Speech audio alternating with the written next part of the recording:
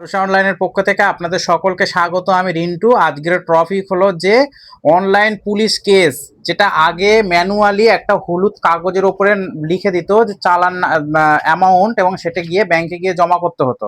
সেই প্রসেস বন্ধ হয়ে এখন কিন্তু অনলাইন প্রসেস চালু হয়ে গিয়েছে।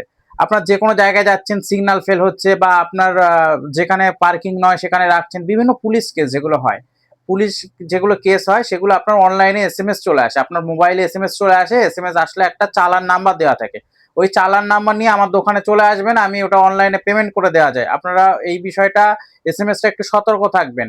এবার বিষয় হলো, যা যেসব অনেকেই আমাদের আশপাশে বাস মালিক আছে যারা কলকাতার মধ্যে চলে, রেগুলারই দেখা যাচ্ছে একটা দুটো করে কেস হচ্ছে, তাদের তো হিউজ পরিমাণ।